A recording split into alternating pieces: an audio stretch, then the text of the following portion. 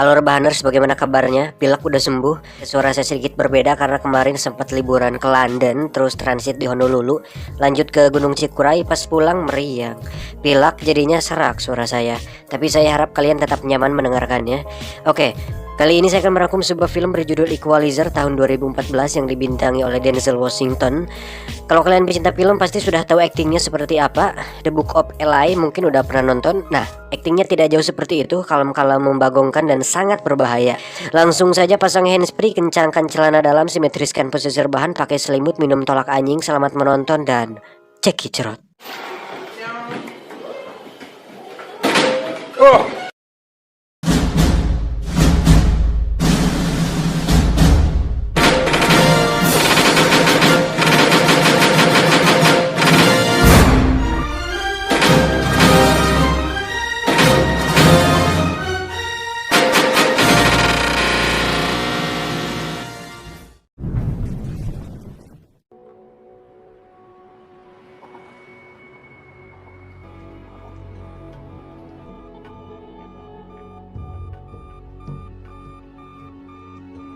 Film ini akan berfokus pada seorang pria paruh baya bernama Robert Michael. Beliau adalah seorang om-om biasa yang hidup sendiri tanpa memiliki anak dan istri.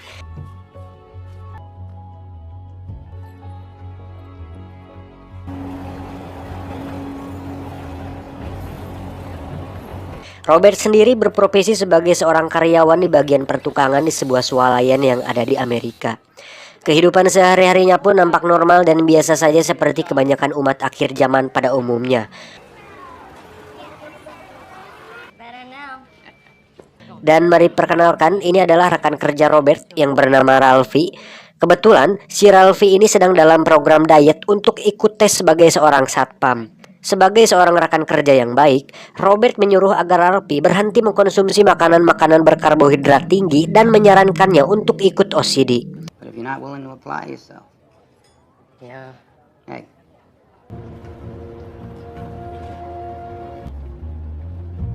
Sepulang kerja, Robert langsung pulang ke apartemennya, di mana dia makan dan membersihkan segala sesuatunya sendiri. Satu lagi, Robert merupakan orang yang sangat amat disiplin, rapi, teliti, dan selalu melakukan sesuatu tepat waktu. Dan itu terlihat dari cara dia mencatat waktu semua aktivitasnya dengan stopwatch di jam tangan digitalnya. Pada saat tengah malam, terlihat Robert sedang duduk sambil membaca buku.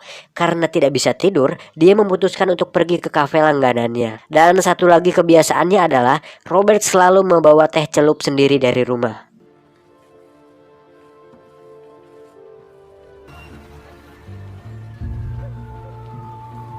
Setibanya di kafe, kita akan melihat pemandangan bagus di mana ada seorang gadis sedang duduk dengan posisi yang tidak simetris. Tapi itu bagus. Gadis ini bernama Terry dan kita akan ceritakan dia nanti. Setelah duduk, Robert langsung meletakkan buku, sendok, sapu tangan dan semuanya pada posisi yang simetris. Dan pada adegan ini kita kembali diberikan sebuah clue atau kesan kuat bahwa kebiasaan Robert nampak tidak biasa dan nampak sangat terkoordinasi untuk seorang karyawan swalayan.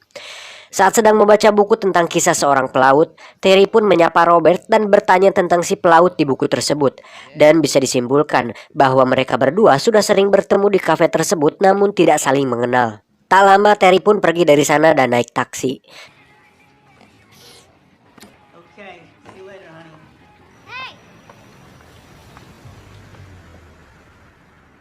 Hari-hari pun Robert lalui seperti itu sepanjang harinya.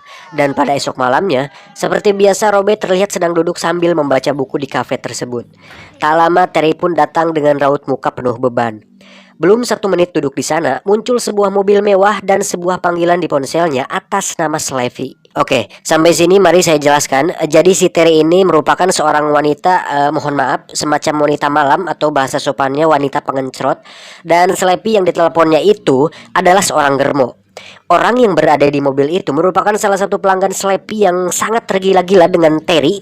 Namun karena beberapa alasan Terry menolak menemani pelanggan tersebut dan meminta orang lain untuk menggantikannya. Namun Slavy mengatakan tidak bisa. Karena Terry memiliki hutang kepada Slavy, alhasil dia tidak bisa berbuat banyak.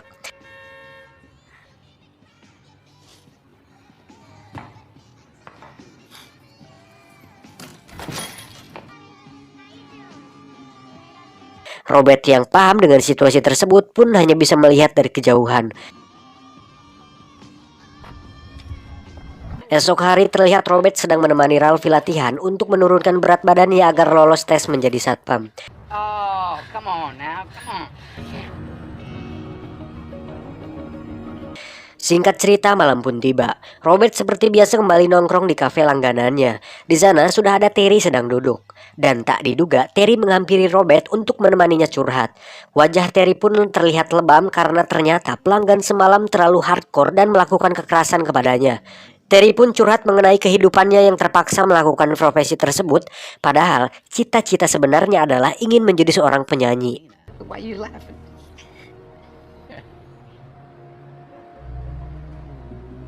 Dari situ mereka berdua pun mengobrol sambil mencari angin di luar. Saat akan berpamitan, tiba-tiba muncullah sebuah mobil yang ternyata itu adalah Slavy.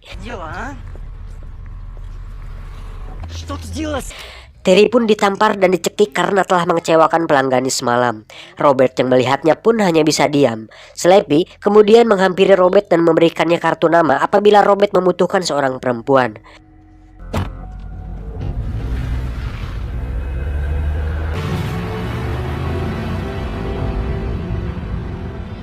Setelah kejadian malam itu, Robert pun dibuat khawatir saat dirinya tidak pernah lagi melihat Terry di kafe tersebut.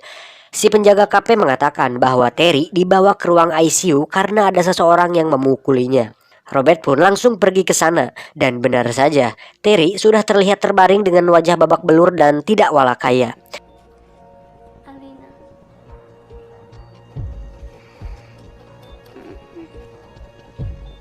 Teman satu profesinya pun akhirnya menceritakan semuanya bahwa Terry sudah dipukuli habis-habisan oleh Slavy karena tidak mengikuti aturan sebagai wanita pengencrot.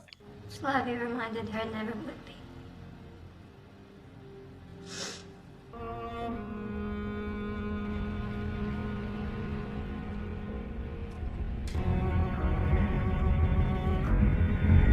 Hal tersebut membuat Robert nampak tidak tenang menjalani harinya dan terlihat seperti sedang berpikir untuk memutuskan melakukan sesuatu.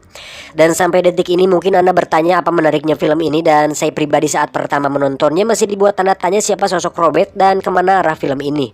Balas dendamkah atau hanya sekedar menegakkan keadilankah? Dan saya harap Anda sabar karena Anda akan sangat dibuat terkejut dalam beberapa menit ke depan.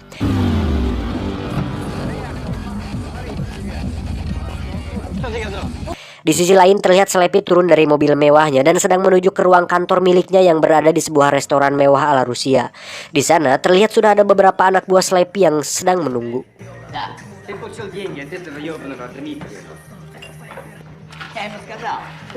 Tak lama masuklah seseorang ke ruangan mereka dan orang itu adalah Robert.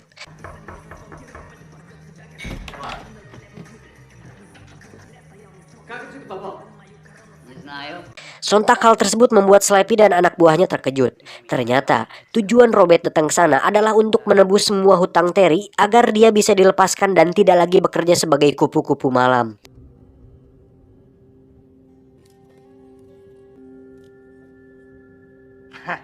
Just fucking. Namun niat tersebut nampaknya ditolak mentah-mentah oleh Slavy karena dibandingkan dengan uang segitu, Slavy masih bisa mendapatkan uang lebih banyak dari penghasilan Terry jika dia kembali bekerja. Okay. Slavy yang menganggap Robert sebagai om-om yang sange pun mengusir Robert dan mengatakan untuk coli saja di rumah. Semua orang pun tertawa. Robert yang mendengarnya hanya bisa diam lalu membereskan uangnya, kemudian berjalan menuju pintu keluar. Saat sudah berada tepat di depan pintu, Robert tiba-tiba mengetuk-ngetukkan pintunya 3 kali.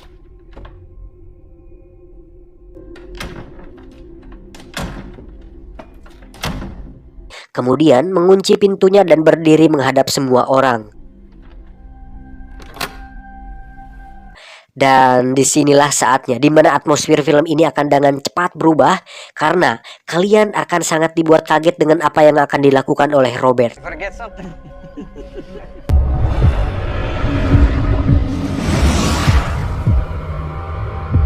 Dalam waktu sepersekian detik, Robert mampu observasi, menganalisa, dan memprediksikan semua hal yang ada di ruangan tersebut, di antaranya pisau, pistol, pembuka botol, dan lain-lain. Semuanya terlihat terkoordinasi dengan baik di pikirannya.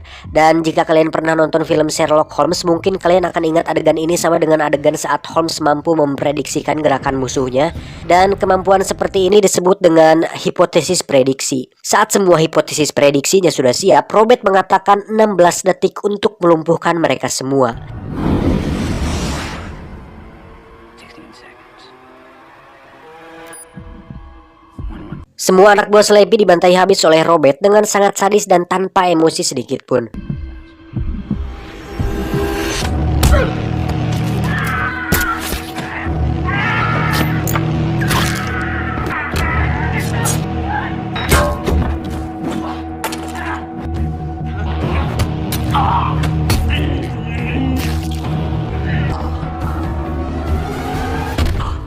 Saat mengecek stopwatch, ternyata Robert melampaui beberapa detik dari yang direncanakan. 28. Kemudian Robert duduk dengan santai di samping Slappy yang tengah sekarat, lalu terlihat meminta maaf kepada dirinya sendiri atas perbuatannya.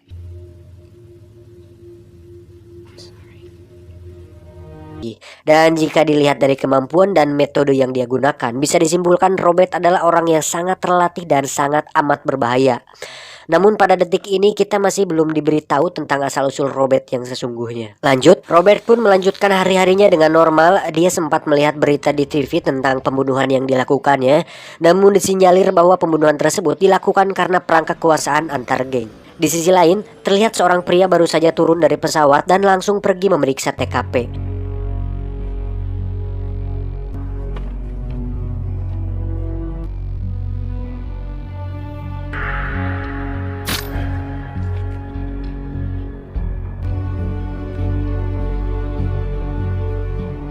Pria ini bernama Teddy. Beliau adalah orang suruhan Pushkin. Pushkin sendiri adalah bos mafia yang menjalankan bisnis di Amerika yang dipegang dan dipercayakan kepada Slappy. Sehingga saat Slappy tewas, otomatis itu menjadi masalah besar bagi bisnis Mr. Pushkin. Maka dari itu, Teddy dikirim untuk menyelidiki dan membereskan masalah tersebut. Teddy sendiri adalah seorang mantan anggota pasukan elit yang terlatih, sehingga saat dirinya melihat TKP, dia dengan cepat tahu bahwa orang yang melakukan ini bukan orang sembarangan. I'm not here to say, please. I'm here to tell you what to do. You ready for business? We open.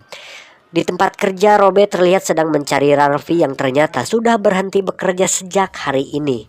Karena khawatir, Robert pun mendatangi tempat Ralphie. Tiba di sana, Ralphie terlihat sedang membantu membereskan restoran ibunya yang ternyata dirusak dan dibakar oleh para polisi korup yang meminta uang palak. Mamá, este es mi amigo del trabajo, el señor McCall. Sehingga Ralphie terpaksa harus berhenti bekerja dan fokus membantu usaha ibunya. Hal tersebut pun kembali membuat Robert bimbang. Lantas dia pun mencari informasi dan mengawasi gerak-gerik dua polisi korup tersebut. Dan pada suatu malam, Robert berhasil menemui mereka berdua dan menunjukkan rekaman video saat kedua polisi tersebut sedang menagih iuran secara ilegal. Saat kedua polisi itu akan membekuk Robert, dengan cepat kedua polisi tersebut langsung dilumpuhkan dengan mudah. Robert mengatakan jika mereka tidak mengembalikan uangnya, maka video rekaman tersebut akan disebarluaskan. Alhasil si ibu kembali dapat modal dan Ralphie kembali bekerja. Di sisi lain, Teddy terlihat sedang menginterogasi orang-orang yang memiliki hubungan dengan Slappy dan bisnis Mr. Pushkin. Dan satu hal yang pasti, Teddy adalah tipikal orang yang sangat fokus, tegas, ambisius, merasa tak terkalahkan, dan mudah sekali melakukan kekerasan, sehingga hal itu membuat rekan Amerikanya kewalahan. My next issue, we pay you 50 all the outcomes. Roll this mother.